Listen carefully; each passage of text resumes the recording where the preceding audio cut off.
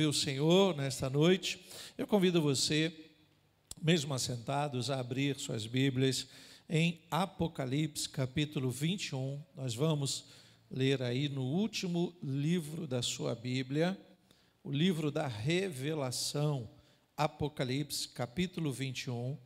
Eu quero ler a partir do versículo 1. Muito fácil você achar, né? Apocalipse 21, versículo 1, acompanhe comigo, diz assim a palavra de Deus. E vi novo céu e nova terra, pois o primeiro céu e a primeira terra passaram, e o mar já não existe.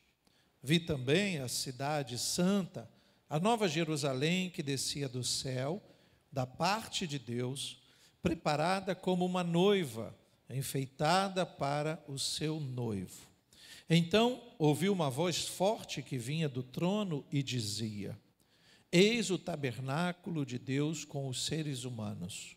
Deus habitará com eles. Eles serão povos de Deus, e Deus mesmo estará com eles e será o Deus deles. E lhes enxugará dos olhos toda lágrima, e já não existirá mais morte, já não haverá luto, nem pranto, nem dor, porque as primeiras coisas passaram. E aquele que estava sentado no trono disse: Eis que faço novas todas as coisas. E acrescentou: Escreva, porque estas palavras são fiéis e verdadeiras. Disse-me ainda: Tudo está feito. Eu sou o Alfa e o Ômega, o princípio e o fim. Eu, a quem tem sede, darei de graça da fonte da água da vida. O vencedor herdará estas coisas, e eu serei o Deus dele, e ele será meu filho. Quanto, porém, aos covardes, aos incrédulos, aos abomináveis, aos assassinos, aos imorais, aos feiticeiros, aos idólatras e a todos os mentirosos, a parte que lhes cabe será no lago que está queimando, com fogo e enxofre, a saber, a segunda morte. Oremos ao Senhor. Querido Deus e eterno Pai, nós somos gratos a Ti por lermos a Tua palavra, por participarmos desse momento em que o Senhor ministrará aos nossos corações o Teu querer e a Tua vontade. Fala conosco, Senhor, que assim seja. Em nome de Jesus nós oramos e que todos digam amém. Bom, queridos, esse é o tipo de texto que nós devemos ler, principalmente quando nós nos sentimos em perigo, em derrota, quando bate um certo desespero por alguma situação, que nesta vida a gente acaba não enxergando bem a luz no fim do túnel, né? A saída para os nossos problemas. Esse texto nos faz lembrar que resta um repouso para o povo de Deus.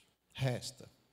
Por mais que não haja muita expectativa sobre esta vida, este país, este mundo, sobre este planeta, sobre a gestão humana, mesmo que haja uma certa preocupação, esse texto vai nos dizer que dentro de um tempo determinado por Deus, todas as coisas serão restauradas, tudo se fará novo. O próprio Deus preparou e está ainda preparando um lugar para aqueles que serão vistos como povos de Deus. Então, o texto diz que essas palavras são fiéis e verdadeiras e servem para dar o norte na vida dos desesperados.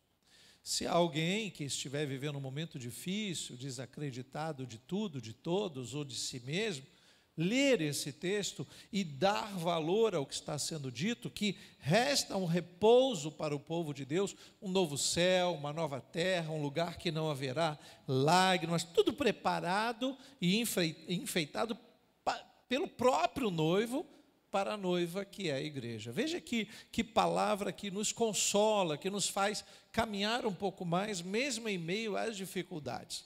Esta palavra é a luz no fim do túnel, sabe? Quando a gente está caminhando num túnel escuro e não consegue enxergar Não existe túnel suficientemente grande que você não encontre a saída. Não existe.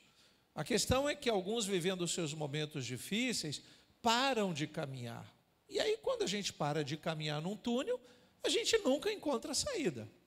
Você precisa continuar caminhando, procurando a saída, para que em algum momento você veja aquela pequena luzinha acesa e continua caminhando, mesmo em meio às dificuldades, para encontrar a saída definitiva. E aqui o texto diz que a saída está em Deus. Esse texto nos coloca a razão que às vezes nós perdemos na hora das nossas lutas travadas. Por que perdemos a razão, pastor? Porque bate um desespero. Quando enfrentamos o desemprego, a doença que o médico diz que não tem cura, o aprisionamento de pessoas que amamos em meio às drogas, tudo isso é um momento difícil. Quando as relações marido e mulher não são relações positivas diante de Deus, quando os filhos não obedecem mais os pais não sabem mais o que fazer, quando nós olhamos para as autoridades que Deus permitiu chegar lá e não conseguimos mais dar crédito a elas, isso é um túnel que nos amedronta, queridos. Para alguns é um túnel escuro, frio, que parece que não tem saída. Mas aí o texto de Apocalipse, justamente no final da Bíblia, depois de conhecermos todas as lutas de Israel, nós vemos aqui a revelação daquilo que Deus tem preparado para aqueles que o amam e nele confiam. Então nós precisamos olhar para esse texto de uma forma muito especial no momento que nós estamos vivendo. E o momento que nós estamos vivendo pode ser entendido como seu momento pessoal, mas como também o momento da nação, como o momento do mundo que nós vivemos. Nós estamos aqui e do outro lado do mundo está lá sendo deflagrada uma guerra que parece não ter fim. Quantas crianças inocentes mesmo, que não têm culpa dos pecados dos adultos, das mazelas, das más administrações, não têm culpa, estão morrendo aos milhares. Quantos idosos que trabalharam a vida inteira estão recebendo bombas em suas casas e agora nem casas têm mais para morar, não tem o auxílio dos governos, não tem nada, porque a guerra está destruindo tudo. E a gente parece que está bem longe disso e diz, mas ainda bem que não é o Brasil. Queira Deus que eu nem precise dizer, ainda bem que ainda não é o Brasil. Queira Deus que eu possa dizer que nunca chegue à nossa nação. Mas nós convivemos com uma guerra interna que nós vemos com os nossos próprios olhos pessoas simples sendo mortas pela violência, por um bem material, pessoas que se acham no direito de usurpar o bem das outras, porque umas têm e outras não. Nós olhamos e vemos tanta maldade, tanta roubalheira, tanta corrupção, queridos. Uma vez eu estava no UPA e precisei ser medicado, e era uma medicação simples. E aí eu fui, a médica me deu a receita e eu fui até aquela farmacinha que tem lá no UPA, e o rapaz estava atendendo e diz, esse remédio não tem faz tempo. Eu disse, mas não tem previsão de chegar? Ele disse, não, porque quando chega já roubam tudo. Exatamente isso que ele disse. Eu falei, mas como assim? Isso aqui não é para atender? Mas eu já sei como funcionam as coisas, né? Então a gente começa a perceber que existe uma maldade intrínseca no coração da humanidade, graças a Deus não de todos, mas que atrapalha o ir e vir, o nosso andar, o andar geral da população. Quem consegue dar crédito a alguma coisa que se diz pública? Poucas coisas públicas funcionam. As privadas também não estão funcionando, as empresas privadas também fazem o que querem. Você cancela, já aconteceu isso? Você cancela uma operadora de telefonia e depois eles continuam mandando contas para você pagar, e aí você tem que ir à justiça reclamar, e você dizer, olha, eu estou vindo aqui só para reclamar o meu direito, porque eu já cancelei, eles estão me cobrando, e aí negativam o seu nome e te dão um trabalho danado, um prejuízo, perda de tempo, dinheiro, cansaço, esgotamento, e às vezes o juiz que lá está, às vezes ele olha para você e exerce uma justiça, que seja branda, que seja apenas cessar as contas. Quem está querendo ficar rico com essas coisas? Espero que não, Porque se alguém também deseja ficar rico colocando ações na justiça, ele é pior do que aqueles que fazem coisas erradas. Então a gente olha esse momento e começa a olhar o nosso momento, esse algo atual que a gente já experimentou de outras vezes e começa agora a sofrer um mal que não deveria vir de onde vem. Deveríamos estar, sim, olhando, queridos, e aí eu faço uma consideração ao cenário político nosso, né? Tão difícil não falar disso num momento como esse. Mas deveríamos estar olhando os dois candidatos que restam para a presidência do país e observando os seus planos de governo, observando o que eles têm a dizer sobre economia, emprego, saúde, quais são as ações que nós concordamos e discordamos, para a gente fazer o exercício do voto, só isso. Mas não é tão simples assim. Nós começamos a olhar quase que uma guerra espiritual. Eu não estou espiritualizando a eleição, mas a gente olha e vê uma guerra espiritual em andamento. Nós começamos a perceber que há uma intenção de abalar o sistema da ordem e do progresso para confundir a nação. E isso, queridos, lamentavelmente é de qualquer lado. Os que deveriam zelar pelo bem acabam se entregando às ações do mal do mesmo jeito. E aí vem o que nós conhecemos nos dias modernos, as fake news. Já aconteceu de você mandar uma mensagem para alguém e a pessoa devolver e dizer isso? Já vi que isso é boato, isso é falso, não comunica isso não. É porque a gente acaba divulgando coisas que nem são verdades, porque o nosso afã é de levar justiça ao outro. Mas se a gente não tiver certeza absoluta que é verdadeiro, a gente está piorando as coisas. Então, esse é o cenário que nós estamos vivendo. A gente enxerga facilmente que o medo está imperando. Você já percebeu isso dos dois lados?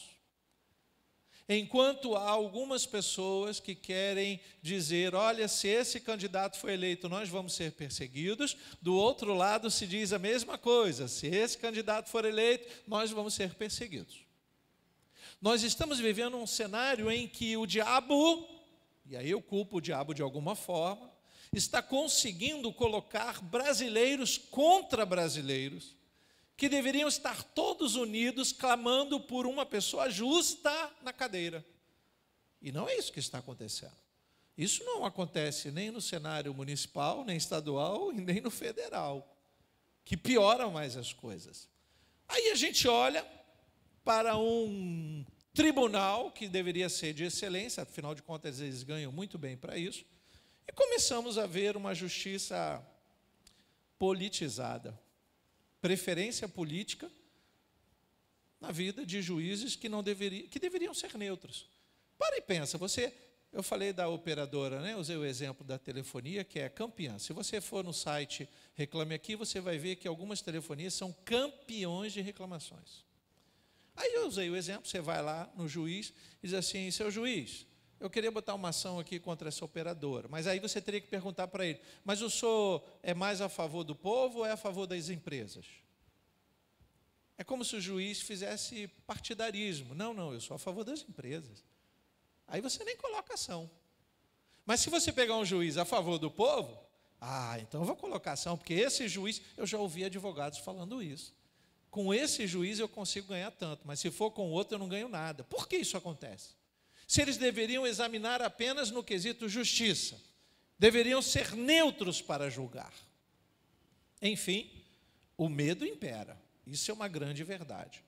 Os poderosos, ou aqueles que pensam, deter o poder, ameaçam, amedrontam, atacam, e nós ficamos passivos às vezes. E às vezes eu olho e digo, graças a Deus que o Brasil ainda não tem esse perfil, espero que não tenha nunca, de sair por aí quebrando tudo. Tem países que o povo vai para a rua, matam uns aos outros, piora tudo, irmãos. De que adianta a nossa indignação e eu sair ali e quebrar um bem público que se foi comprado com o nosso próprio dinheiro? Não vale a pena esse tipo de comportamento.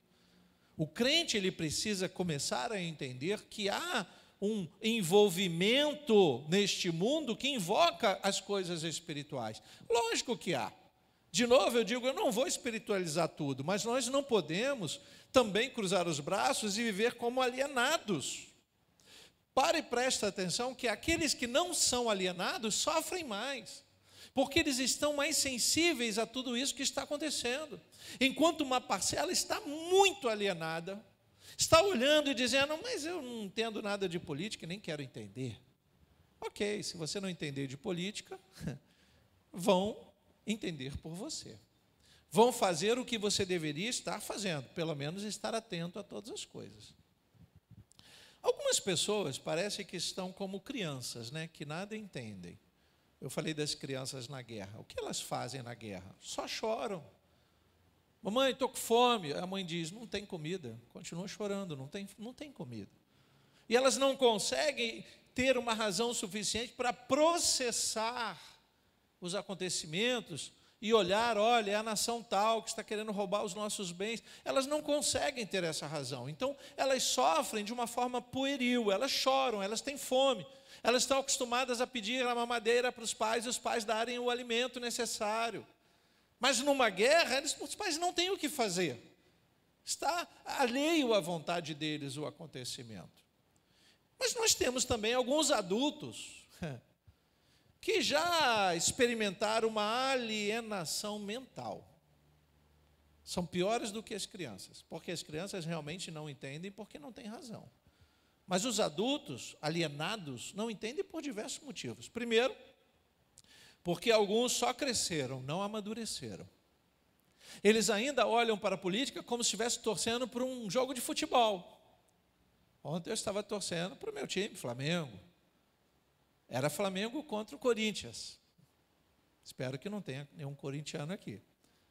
Mas, me desculpe dizer, a gente olha a questão da regionalidade e diz assim, espera aí, se eu estou morando no Rio de Janeiro, ou se eu sou carioca, e eu quero o melhor para o meu estado, se o meu time ganha, os recursos não são só para o meu time, são para os times do estado. A fama do estado melhora, os recursos voltam-se para o estado, porque o Flamengo é desse estado. E aí eu vi um monte de gente torcendo para o Corinthians, são os secadores, né, do Fluminense, do Botafogo, do Vasco, essas coisas. Mas eu disse, será que por um momento eles não podem torcer para o estado? Não. Se estivesse jogando contra um time da Argentina, eu ia encontrar muitas pessoas, os secadores, torcendo para o time da Argentina. Bom, tudo bem, é só futebol, gente. A coisa não é tão séria como pensa. A gente torce para quem a gente quiser. Mas na política não funciona assim.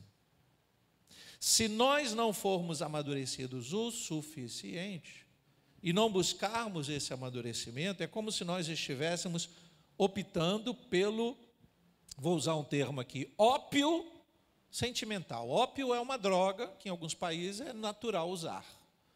No Brasil, graças a Deus, não. Mas tem outras drogas. Quem usa uma droga começa a ficar alienado às realidades da vida.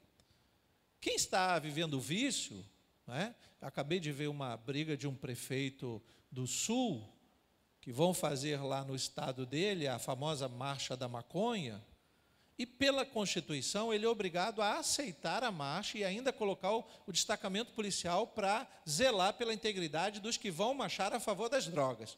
Mas espera aí, é Constituição, tá? Mas se as drogas são proibidas, como eu vou autorizar alguém a fazer propaganda a favor das drogas? Não bate. Então ele foi a público dizendo, o próprio prefeito dizendo, eu sou um ex-viciado e sei que a maconha é uma porta de entrada para drogas maiores. Então eu vou fazer de tudo para barrar essa marcha. Foi corajoso. Ele peitou um sistema. Pode perder eleitores? Lógico. Mas o que ele não pode? Viver o ópio sentimental. Ah, vou fazer o quê? A Constituição autoriza? Vai lá, deixa eles, não vai dar em nada. Como não? Há um ditado que diz, quem cala, consente. Então, queridos, eu vou voltar aqui para o texto para a gente não ficar só passeando nas coisas atuais.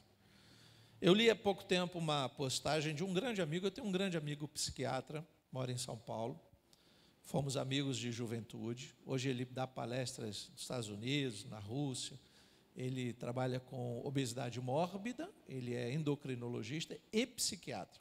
Então ele postou um texto que fala de dissonância. Talvez você nunca tenha ouvido falar, como eu nunca ouvi falar, e fui procurar para trazer para os irmãos. Dissonância cognitiva. Vou explicar isso.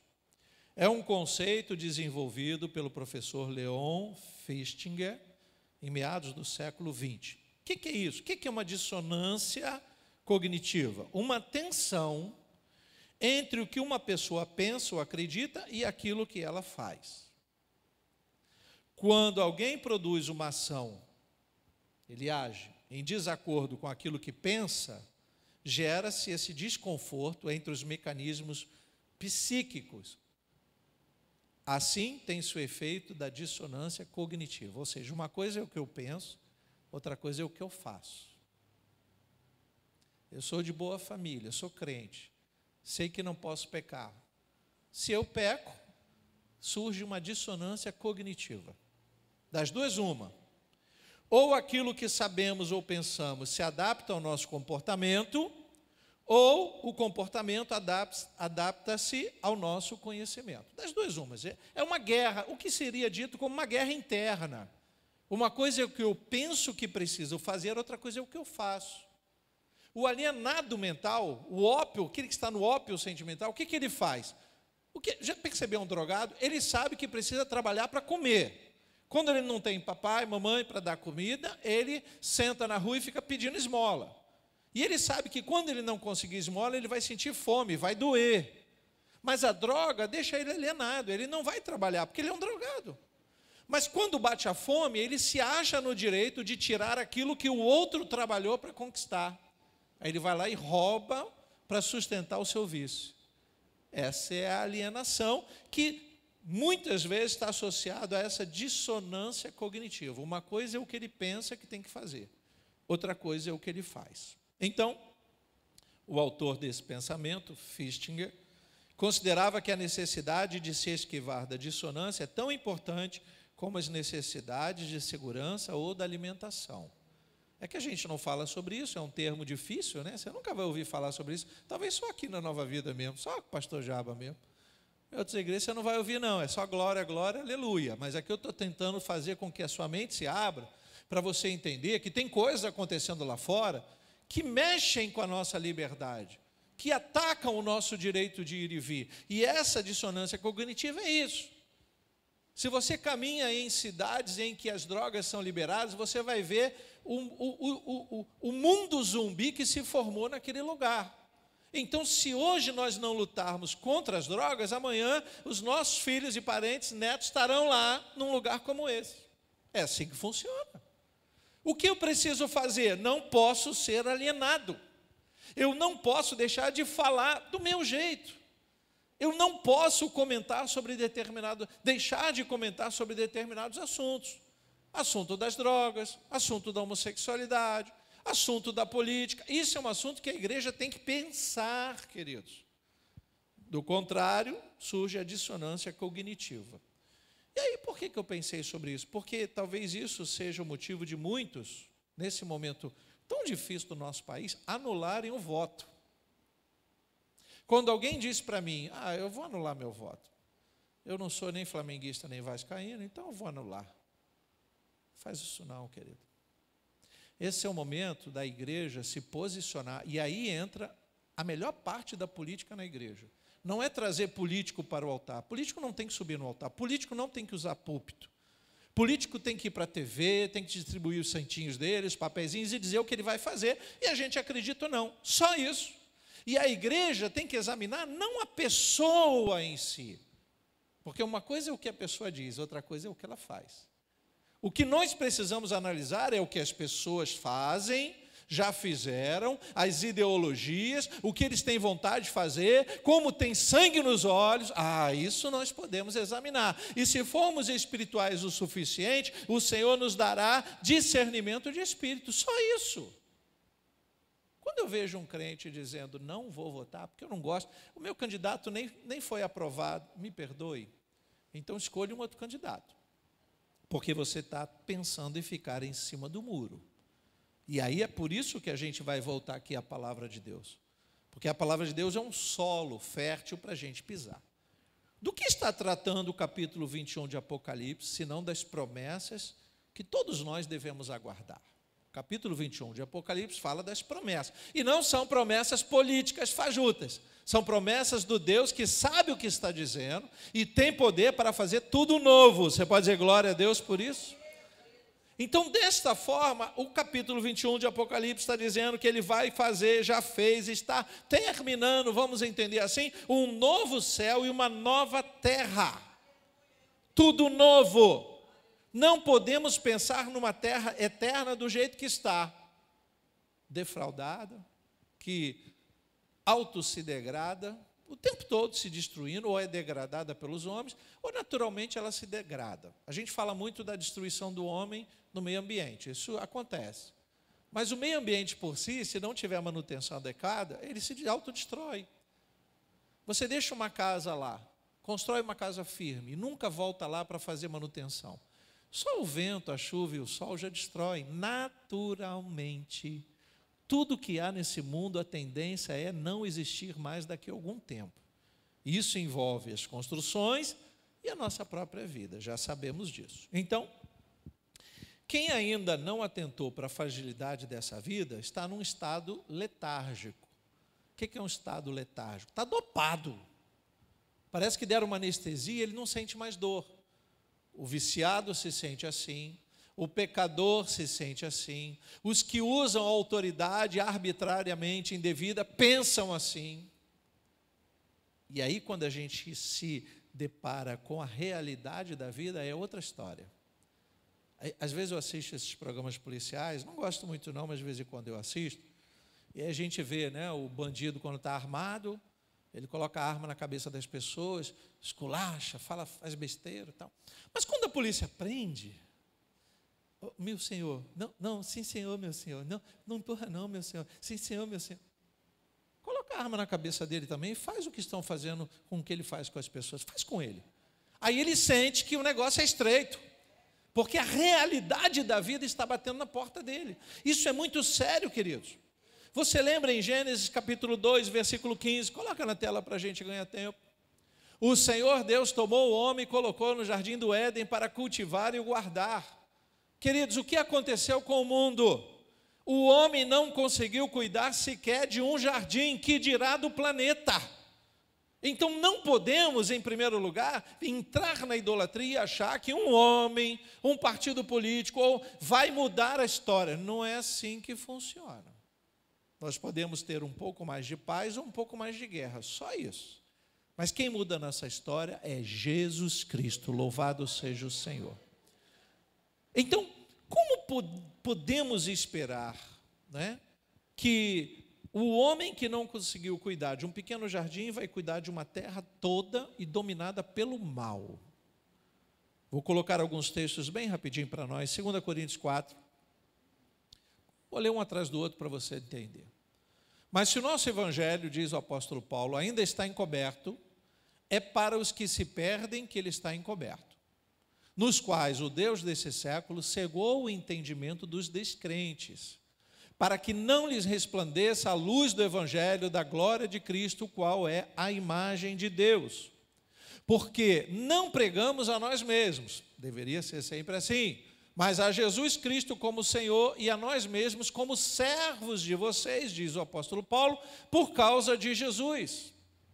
Porque Deus que disse, das trevas resplandece a luz, Ele mesmo resplandeceu em nosso coração para a iluminação do conhecimento da glória de Deus na face de Jesus Cristo. Olha que coisa interessante. O Deus desse século, ele cega o entendimento. De quem? De quem não quer ver a luz de Cristo. Então, isso tudo está acontecendo, vamos falar só do nosso país, porque muitas pessoas estão dentro da igreja, mas não têm Cristo no coração. Elas estão dando glória, glória, aleluia, mas elas estão pensando em enriquecer às custas dos outros, estão mentindo uns aos outros, não têm vida com Deus, estão apenas vivendo corporalmente no corpo de Cristo. A presença física é verdadeira. João capítulo 12, versículo 31. Chegou o momento, disse Jesus, deste mundo ser julgado e agora o seu príncipe será expulso. Quando Jesus diz isso, na figura de Judas, está se aproximando para fazer o que ele sabe fazer. O que o ladrão sabe fazer? E até a palavra ladrão vai ser proibida, se referindo a alguns ladrões de verdade, né? O ladrão só vem senão para matar, roubar e destruir. Por mais que ele diga, não, eu sou gente boa. Vai ter cerveja e picanha para todo mundo. O povo quer trabalho, o povo quer emprego. Ele teve a oportunidade de fazer em muitos anos e não fez. Então não é tão simples comparar esse com aquele. Se esse que está tentando ser reeleito não te agrada, então analisa a vida daquele que já foi eleito por 2 mandatos e se realmente te agradou. Faça você uma pesquisa, não fica acreditando em meios de comunicação, não, nem no que o pastor está dizendo. De política eu entendo pouco, mas eu fico bem atento, principalmente nas questões morais que incomodam a igreja. Se um é a favor do aborto e o outro não, eu vou preferir o que não é. Eu posso até ser enganado e depois ele me enganar, mas eu não vou escolher aquele que é a favor do aborto. Se um é a favor de liberação de droga e o outro não, não importa qual seja o partido, eu vou ter que escolher aquele que não é a favor de liberação das drogas. Isso não tem a ver com a economia funcionou, a gasolina baixou, na época de fulano o feijão era mais barato, mas será que só era feijão barato? E o resto? Queridos, eu não sei da política como eu gostaria de saber, mas uma coisa eu sei. Eu não posso aceitar que pessoas que olham para os projetos da igreja e dizem que não acreditam na igreja, sejam eleitas. Ninguém, vereador, deputado, senador, presidente, seja lá o que for. E às vezes a gente não tem mesmo opção. A gente está percebendo umas artimanhas assim tão estranhas na nossa nação, mas Evangelho de João, capítulo 14, versículo 30, coloca lá: já não falarei muito com vocês, palavras de Jesus, porque aí vem o príncipe deste mundo e ele não tem poder sobre mim. Opa! O príncipe desse mundo que estava chegando era Judas representando o diabo. Veja que o diabo não se manifesta como diabo. Ele se manifesta através de pessoas que fazem a vontade dele. Lamentavelmente, nós vivemos num mundo em que muitos fazem a vontade do diabo. Muitos fazem a vontade do diabo. Aqui no nosso país, no Nordeste, uma determinada escola de crianças de ensino fundamental começou a fazer alusão ao movimento homossexual. E aí começou a fazer defesa sobre o movimento. Bom, querido, se a Constituição garante o direito de você ser o que você é, seja. O que você não pode é esperar entrar no reino dos céus do jeito que você está. Sabe o que eles fizeram com as crianças? Começaram a ensinar. Porque, por exemplo, se você fala da Semana da Arte, você traz os artistas, mostra os quadros, as figuras e ensina para as crianças o que é arte. Até aí, tudo bem. Mas pegaram as criancinhas e colocaram 2 meninos e 2 meninas e colocaram eles para se beijar e dizer, viu como é normal? Não fere. Pode beijar o menininho ou o menino, pode beijar a menininha e a menina. E os pais não sabiam disso, viu? E os pais entram na justiça e sabe o que a justiça diz? Tem que resolver com a escola, porque a Constituição garante um movimento dentro da escola. Vai até o prefeito que ele resolve. Que prefeito recebe você? Você acha que é fácil? Como é que funciona isso, irmãos? Você não vê uma artimanha diabólica para desarticular uma família que vai seguindo nos princípios que ela escolheu? Vou mais além. 1 João, capítulo 5, versículo 19. Sabemos que somos de Deus e que o mundo inteiro, olha aí, não é só no Brasil. O mundo inteiro está no maligno. E a palavra jaz, você lembra, né? Quando antigamente se colocava nas lápides dos cemitérios, aqui jaz pastor Jarbas. Quando eu morrer, você pode botar, aqui jaz. É J-A-Z. Se botar mais um Z, é jazz. É música. Mas não é música que eu estou falando de jaz. Aqui está Mortinho da Silva fulano. Então, o que o mundo está dizendo? Que esse mundo está morto nas mãos do diabo. E nós não devemos esperar nada muito melhor. O que a gente deve fazer, a nossa parte, é clamar por um mundo que nos dê um pouquinho mais de condição de viver do jeito que nós escolhemos. Se fulano escolheu viver de um jeito, que o direito dele não ultrapasse o meu direito. E assim a gente segue até a volta de Jesus, queridos. Então, sendo assim, não podemos jamais esperar que essa terra seja uma morada eterna. Não vai ser e nunca será. Pelo contrário, nós devemos olhar para o texto de Apocalipse e entender que há uma nova Jerusalém preparada pelo noivo. Isso deve nos mostrar um desapego às coisas dessa vida. Mas por que que o ser humano não consegue? Por que que ele mata por um aparelho celular? Por que que ele quer o dinheiro que ele não leva para a eternidade? Por que que ele quer o ouro do outro que trabalhou? Porque ele está sob a influência do diabo. Porque ele pensa que, sendo autoridade, ele pode fazer o que ele bem entende. Será que ele não leu que quanto mais lhe é dado, mais lhe será cobrado? Eu não queria estar na pele de algumas autoridades. Não queria mesmo. Mas o que cabe a nós? Não podemos nos alienar da parte que nos cabe. Por quê, pastor? Porque nós estamos passando um período probatório. Se nós queremos alcançar a vida eterna, esta vida é apenas um estágio que nós estamos fazendo para saber se estamos preparados para herdar a vida eterna ou a morte eterna. Lá em Apocalipse capítulo 1, o versículo 7, nós já lemos, mas eu vou ler de novo. O vencedor herdará estas coisas, e eu serei o Deus dele, e ele será o meu filho. Presta atenção que João, quando o evangelista João, quando ele capta a mensagem de Jesus, ele coloca aqui a palavra vencedor. Por quê? Porque nós estamos numa prova e cabe a nós sermos aprovados. Todas as lutas e provações que você tem aqui, sabe, quando eu ouço no gabinete, pastor, não está indo bem isso, não está indo bem aquilo, qual é a palavra pastoral? Olha, você está vivendo a sua prova, agora você tem que lutar em Cristo para vencer. Você não pode desanimar, você não pode desistir, você não pode voltar atrás em muitos passos que você já deu. O que você tem que fazer é acertar o passo daqui para frente. Agora você está com Cristo. Ah, pastor, eu não aguento mais. Aguenta, sim, calma. Ah, pastor, está acontecendo isso. E vai acontecer mais. O que nós não podemos fazer é nos entregar. As lutas, elas são capazes de assustar os mais desavisados. É por isso que você está sendo avisado hoje, que as lutas que nós passamos aqui, sejam elas pessoais, individuais ou na nação, é um período probatório, só isso, querido. E aí você entende por que que o diabo trabalha tanto para tirar o crente dentro da igreja. Porque dentro da igreja ele ouve uma palavra que vai fazer ele fortalecer a alma e seguir diante das lutas. É nesse lugar que você se alimenta com a vitamina suficiente para resistir ao mal, resistir ao diabo, e ele vai fugir de você. A questão é que os crentes estão tão animados com as coisas desse mundo que estão desanimados para estar na igreja. Ah, eu já fui quinta-feira passada, essa eu não vou não. Quinta sim, quinta não, domingo sim, domingo não.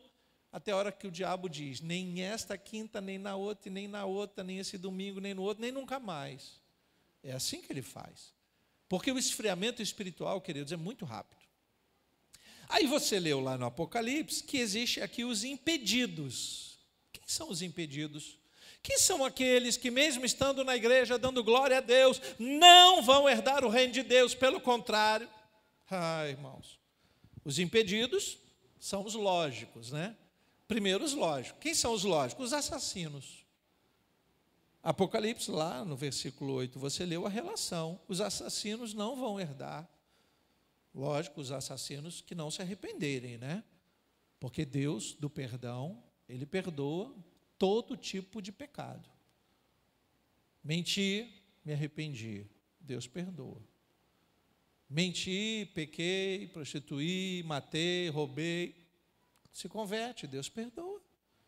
Mas se não houver perdão, não adianta ser filho de crente, neto de crente, de pastor, seja lá o que for. Não funciona assim.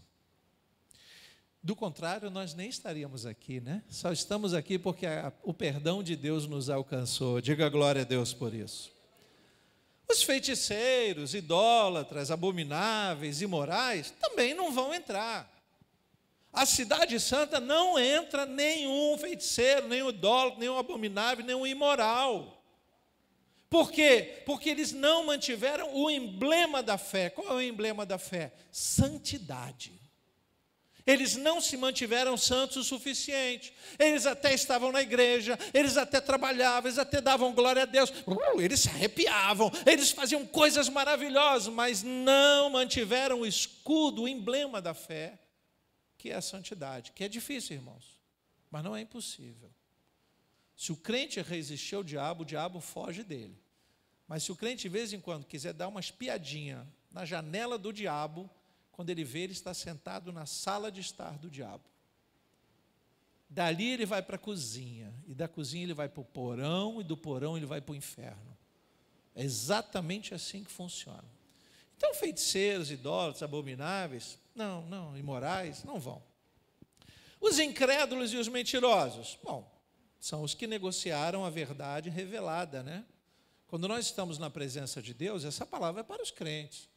Quando nós estamos na presença de Deus, nós temos a verdade revelada. A Bíblia é a verdade revelada. O verbo se fez carne. Todo problema que você tem, você vai na palavra de Deus e encontra a resposta. Basta você caminhar um pouquinho mais.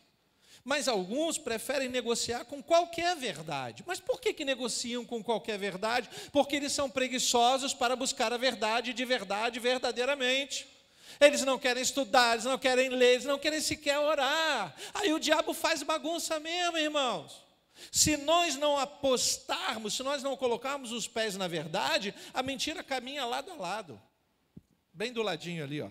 A gente acaba acreditando mais na mentira do que na verdade. Ainda mais no dia de hoje, né? Outro dia o irmão trouxe no gabinete um vídeo, ele chegou a mostrar assim, irmão, pastor, me explica isso, pastor, estou confuso. Eu falei, o que foi, irmão? Ele estava atribulado, viu? Sério, irmãos? Quase que eu joguei água benta nele, ou quer dizer, óleo ungido, para ver se ele estava endemoniado ou não, mas não, ele estava confuso. Aí ele me trouxe um vídeo de um pastor falando um monte de bobagens. Falei para ele, irmão, não dá nem para te responder, porque contra tudo isso eu prego todos os cultos, e você quase não vem aos cultos. Aí me vem agora querer uma explicação específica. Eu não sou pastor individual de ninguém. Eu prefiro pregar para você que vem e quer ouvir a palavra. Essa palavra é para todos, não é específico para um. O pastor, ele faz uma visita na sua casa, se você estiver doente, se você tiver alguma dificuldade, eu vou lá e faço. Agora, dar estudo bíblico já é dado. Quinta, domingo de manhã, domingo à noite, escola bíblica, todos os dias que tem culto aqui, algum pregador está falando a verdade de Deus. Aí você não ouve a verdade de Deus e quer ouvir o YouTube? Ah, me poupa, irmão. Veja que coisa estranha está acontecendo com a igreja. Aí eu entro, fora os que nós achamos lógico, né? Quem são os lógicos que não vão entrar? Feiticeiros, imorais, idólatras, abomináveis, assassinos, incrédulos, mentirosos. Mas aí, queridos, entra uma questão. A Bíblia diz que os covardes também não entrarão. Os covardes também não entrarão. Mas, pastor, eles vão ser barrados só porque eles tiveram medo? Porque a palavra covardia remete ao medo, né? Ai, pastor, tem coisas que eu tenho medo, mas você não é um covarde. Por que não? Porque às vezes a palavra covarde é traduzido como tímido ou medroso. E aí eu vou explicar isso. Estes são os crentes da época de João que se acovardavam no tempo das suas tribulações.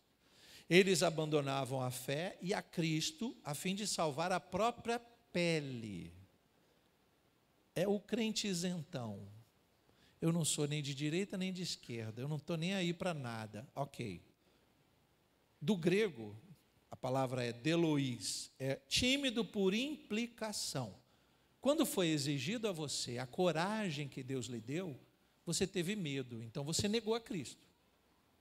O que nos é dado é um espírito de ousadia. Você pode dizer glória a Deus por isso? Falamos sobre ousadia alguns cultos atrás. Nós não podemos ter medo justamente por termos um espírito de ousadia, Nós estamos agora falando de política, por quê? Porque nós precisamos lutar pelos nossos princípios cristãos. Não podemos nos acovardar, queridos. Não podemos ficar calados e achando que tanto faz. Não, tanto faz não. Porque pode chegar um dia que você vai querer entrar na igreja e a igreja vai estar fechada porque o pastor Jaba falou demais. Pensa nisso, irmão. Se um endemoniado assume a cadeira, o poder, mancomunado com a mídia, com o Senado, com a Câmara, seja lá quem for, e disser, não tem mais igreja coisa nenhuma, porque a igreja não apoiou, ou apoiou fulano, ciclano, beltrano, porque esse negócio de ficar dando apoio literal desse jeito também está errado, irmãos. Vai me perdoar. Mas a igreja vai responder ao rei desse negócio de político entrar na igreja e todo mundo aplaudir. E na hora que o Espírito de Deus deveria ser aplaudido, nem todo mundo aplaude. Mas aí entra uma autoridade, todo mundo, oh! Você acha que a igreja não vai pagar um preço por isso? Vai, irmãos, vai. Igreja idólatra não entra no reino dos céus, não tem jeito. Os crentes isentões são os covardes, que uma hora preferem ficar em cima do muro. E aí eu vou ler Apocalipse 3, versículos 15 e 16. Coloca, por favor. Conheço as obras que você realiza. Deus falando para uma igreja, que você nem é frio, nem é quente. Quem dera você fosse frio ou quente. Assim, porque você é morno, ou seja, está em cima do muro, e não é nem quente nem frio, estou a ponto de vomitá-lo da minha boca. Então eu olho o cenário político hoje e fico pensando, como é que Deus está vendo a igreja? A igreja não tem, repito, que idolatrar nenhum candidato, nem A, nem B, nem C. Ela tem que falar de políticos, os pastores têm que orientar as ovelhas, não para votar em fulano ou ciclano. O posicionamento do sacerdote é ensinar a verdade. Amigos, estamos diante de 10 candidatos. 5 são a favor do aborto e 5 contra. Os 5 que são a favor, elimina. Nesses você não vota. Quanto aos demais, você tem a responsabilidade de escolher. É isso aí, a política é isso, irmãos. Ó, tem 10 políticos que são candidatos, 5 diz que vai invadir sua casa, 5 diz que vai deixar você trabalhar e conquistar o que é seu. Os que vão invadir a sua casa, você não vai votar neles nunca. É assim que funciona, irmãos. Lógico que você vai averiguar o que é verdade e o que não é. Mas eu não posso apostar em alguém que é contra mim.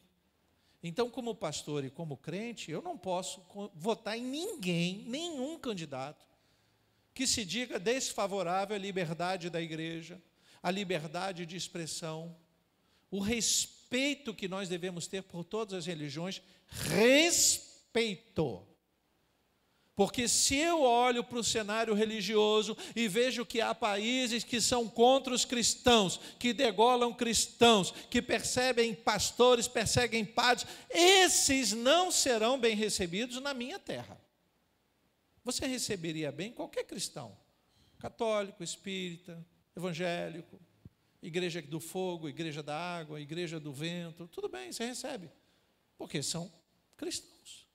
Mas se você receberia alguém que odeia cristão e vem com uma faca dizendo, se eu achar um cristão, eu corto o pescoço dele, então você não receberia bem um muçulmano, o radical, porque nem todo muçulmano quer matar crente, tá? Mas tem lugares que você não pisa e não diz que é de Jesus, não, senão você morre. Então lá você não pisa e aqui você os recebe? Como é que funciona isso? Tem alguma coisa errada. Então esses que ficam em cima do muro, Deus deve estar olhando e dizendo, eu vou vomitar. Porque eu dei à igreja autoridade para escolher, direito de escolha, mas não estão se posicionando. Mas pior do que estão em cima do muro, são os que se escondem atrás do muro. Ah, irmãos, esse é pior. Porque o muro vai desabar, eu tenho certeza disso. Quem são esses, pastor, que se escondem atrás do muro? Os que não usam coragem para dizer o que pensam. Se você é de direita, diga, eu sou de direita. Se você é de esquerda, diz, eu sou de esquerda. Agora, você entende o que é ser de direita ou de esquerda? Não é torcer para um time de futebol. Se você olhar a ideologia da direita, por mais que os da direita venham errar, O pensamento de alguém da direita é ser direito, é andar direito, é pagar o que é devido ao outro, é respeitar o direito do outro. E não estou falando de partido político, estou falando de posicionamento, direita e esquerda. Os de esquerda, eu sou contra tudo que é de direita. Eu sou contra a família. Esse negócio de família, não, família não é isso não, um homem, uma mulher, um filho. Não, isso era antigamente. Hoje são 10 homens, 2 mulheres, um cachorrinho, um papagaio. Queridos, eu estou resumindo o que é ser de esquerda. É um pensamento construído para desconstruir o que já vem muito bem, obrigado, até agora. O da esquerda, ele sempre vai ser a favor da liberação das drogas. Qual o motivo, pastor? Não sei. Você tem que ler o Estatuto da Esquerda, você tem que entender dos livros de Marx, de Gramsci, você tem que estudar um pouco de política, senão você não vai entender. Agora, para que resumir, eu vou dizer, os de esquerda não aprovam sequer uma igreja com a liberdade que nós temos hoje. Aí entra a Constituição, tem nada a ver com ser militarismo, ditadura, esqueça isso, irmãos. É o pensamento. O de esquerda olha para um feto na barriga da mãe e diz, isso aí não é gente não, pode arrancar isso aí e jogar no lixo. O de esquerda. O de direita diz, não, a mãe tem direito de ter o filho que ela quiser. Se ela não quiser, ela dá conta a Deus. A liberdade é diferente de dar deliberalidade para fazer o que quiser. E ainda com o nosso dinheiro. Misericórdia, irmãos, tem alguma coisa errada. E tem crente querendo ir para o céu pensando assim, não vai não. Mas não vai mesmo. Quem garante, pastor? Eu, segundo a palavra de Deus, os covardes não entrarão no reino dos céus. Porque os covardes não têm coragem. Sabe o que é coragem? No dicionário diz assim, força espiritual para ultrapassar uma circunstância difícil. Confiança, capacidade de enfrentar algo moralmente árdua. Se você tem o Espírito de Deus, então você tem coragem. E se você está aqui, é porque você já venceu muitas lutas pela coragem que o Espírito Santo de Deus derramou sobre você. Do contrário, você já teria desistido faz tempo. Então você é corajoso, você é corajosa de Jesus, louvado seja Deus. Então eu não posso me acovardar num momento desse. Você entendeu porque eu orei por uma autoridade determinada aqui? Por que eu orei? Porque a Bíblia manda eu orar. A Bíblia não aconselha, a Bíblia não diz ora se quiser, a Bíblia diz orem. Se Deus quiser, amansa o coração daquele homem. Se Deus quiser, mata aquele homem. Se Deus quiser, converte aquele homem. Já pensou aquele homem convertido dando glória a Deus na igreja, irmão? Não duvida não, hein? Não duvida não, porque tem muitos crentes que estão na igreja que são tão maus quanto ele, só não tem autoridade dele. É assim que funciona, irmãos. Então eu vou lhe dar 7 motivos. Primeiro, Deuteronômio 31, versículo 6. Sejam fortes e corajosos, não tenham medo, nem fiquem apavorados diante deles, porque o Senhor, seu Deus, é quem vai com vocês, Ele não os deixará, nem os abandonará. Louvado seja Deus. Segundo motivo, Josué capítulo 1, versículo 9. Pode colocar aí um atrás do outro. Josué capítulo 1. Achou? Não foi isso que eu ordenei?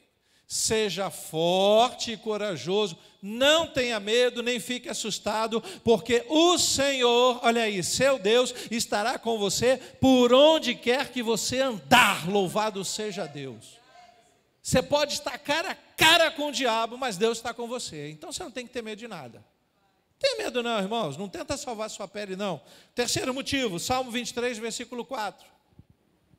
Ainda que eu ande, pelo vale da sombra da morte, e ninguém que está aqui está andando no vale da sombra da morte ainda não, viu? Mas se a gente não vigiar, a gente vai andar. E aí você vai ter que fazer valer esse versículo.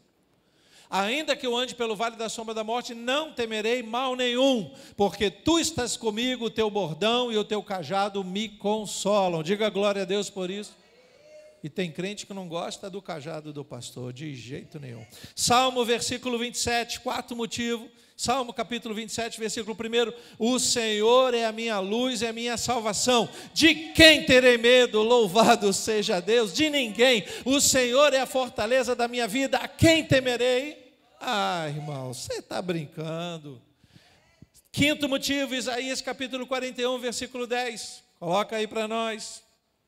Não tema, porque eu estou com você. Não fique com medo, porque eu sou o seu Deus. Eu lhe dou forças, sim, eu o ajudo, sim, eu o seguro com a mão direita da minha justiça. Louvado seja o Senhor. Ele tem poder para nos dar a justiça que funciona. Lucas capítulo 12, versículo 4. Irmão, esse negócio está ficando bom. Digo a vocês, meus amigos, não temam os que matam o corpo e depois disso nada mais podem fazer. Os homens só podem matar o corpo, mas Deus tem poder para mandar alma para o inferno. É Deus quem devemos temer. Louvado seja o Senhor. Eu disse só 7, né? Eu poderia ficar a noite toda aqui, dava para ser uma vigília hoje. 2 Timóteo, capítulo 1, versículo 7. Porque Deus, olha aí, não nos deu o espírito de covardia, diga amém por isso, mas de poder, de amor e de moderação. Não de covardia. O que nós temos é um espírito de coragem. E aí, logicamente, serão barrados, pois foram reprovados no período probatório. É nessa hora de aperto da injustiça, que se diz justa, dos poderosos, é nessa hora que tem muito crente sendo reprovado. Não é porque ele é de direita ou de esquerda, é porque ele quer dar uma de isentão. De política eu nem falo, pastor, estou cansada de política. Você está cansado? Você pensa que no inferno vai ser como? No inferno vai ser política pura, irmãos. E não queira puxar a sardinha para o diabo, não, porque a sardinha do diabo já torrou no inferno. O negócio é estreito, é mais sério do que você está pensando. Aí você entende, quando eu falei da dissonância cognitiva, uma tensão entre o que uma pessoa pensa ou acredita e aquilo que ela faz.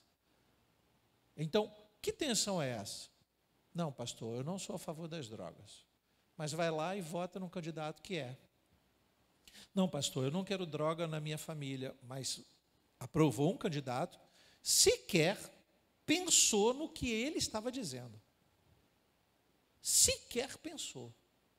Quando eu vi determinados candidatos à presidência fazendo promessas tão absurdas, teve uma candidata que ofereceu R$5.000 para quem terminar os estudos, ou para quem concluir a faculdade. Uma anta, irmãos. Sabe por quê? Porque para falar de milhares ou milhões de pessoas concluindo, você tem que fazer o cálculo de quanto isso vai custar e de onde vai sair esse dinheiro. Não é fácil, não. E teve gente acreditando e votando. Ela teve 2 milhões de votos. De quê? De pessoas ignorantes, mais do que ela. Porque estava pensando só nos R$5.000. Mas você nunca parou para pensar que para você pagar algo, você tem que ter o recurso? De onde vem o recurso? É assim que funciona. Se eu fosse presidente, eu ia dar cerveja, eu não daria não, mas picanha eu daria para todo mundo. Um boi para cada família. Da onde vem esse boi? Da fazenda de alguém que eu vou roubar, porque o governo não tem boi para dar. O governo não é dono de açougue. É muita mentira e muita gente acreditando, irmãos. Então, isso é a dissonância cognitiva. Você já aprendeu. Então, quanto aos impedidos, né, são seguidores de Satanás que enfrentarão o juiz. Merecerão a mesma sorte do inimigo de Deus, porque foram contra os princípios morais de Deus. Eles lamentarão por não terem se posicionado a favor do bem. É como aquele que falta a prova, simplesmente porque está com medo de errar. Eu posso estar errando na minha convicção. Eu sou de direita, pastores são de direita. Se algum pastor disser que é de esquerda, ele é do diabo. Ele pode não gostar do atual candidato da direita, ele pode não gostar de nenhum candidato de direita. Porque, às vezes, eu fui obrigado a votar em prefeitos que eram crentes, que eram de direita, que eu dizia, esse camarada não sabe administrar nem a casa dele, mas não tem outro. Se eu votar no outro, o outro vai liberar droga, o outro vai... então eu vou ter que votar nesse. Aí você vota sem opção, é diferente. Agora, escolher o mal, você está de brincadeira. Israel, igreja, não haverá desculpa para os covardes. E eu vou encerrar lendo Provérbios, capítulo 24. Você pode ficar de pé. Eu vou encerrar lendo Provérbios, capítulo 24, versículo 10. Se você se mostra fraco no dia da angústia, é porque a sua força é pequena. Liberte os que estão sendo levados para a morte e salve os que cambaleiam ao ser levados para a matança. Você poderá dizer: não sabíamos de nada, mas será que aquele que pesa os corações não perceberá? Aquele que atenta para a sua alma não ficará sabendo? E não pagará a ele cada um segundo as suas obras? Irmãos, nós vamos ser cobrados pela razão que Deus nos deu, pela faculdade mental e pelo exercício do direito, se fizermos algo errado. Feche seus olhos, curve a sua cabeça. Não se permita ao medo, pois Deus já nos deu um espírito de coragem e de posicionamento. Não suba em cima de nenhum muro, porque a queda vai ser grande. Também não se esconda atrás de nenhum muro, pois se houver um muro, esse está prestes a cair. Lembre-se que você está passando por um período probatório e cabe a você ser um vencedor. Primeiramente, porque você crê em Cristo acima de todas as coisas e que, independente do eleito desta eleição, quem deve governar a sua vida é o Espírito Santo de Deus. Não tenha medo. Posicione-se. Não vá apenas a favor dos que estão para ganhar ou perder. Não faça isso. Tenha o seu posicionamento. Compare o seu posicionamento, a sua ideologia com a palavra de Deus. E assim você não terá medo de errar, em nome de Jesus. Querido Deus e eterno Pai, te louvamos e te adoramos na beleza da tua santidade. Aleluia, aleluia.